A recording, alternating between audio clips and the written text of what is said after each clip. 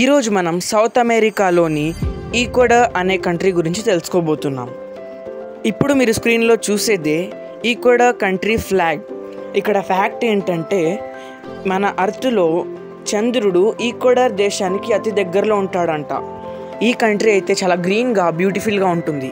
ఇక్కడికి వెళ్ళాలన్నా కానీ 36 దేశాలకి తప్ప మిగతా దేశాలకి వీసా కానీ పాస్పోర్ట్ యొక్క అవసరం లేనే లేదు. 36 కంట్రీస్కి మాత్రం. ఇది ఎందుకంటే ఇండియా, ఆఫ్ఘనిస్తాన్ మరియు ఆఫ్రికా ఇలాంటి దేశాల నుంచి చాలామంది ఇల్లీగల్ ఇమిగ్రెంట్స్ ఈక్వెడార్కి ట్రావెల్ చేసి అక్కడ నుంచి యునైటెడ్ స్టేట్స్కి ఇల్లీగల్గా వెళ్తారు.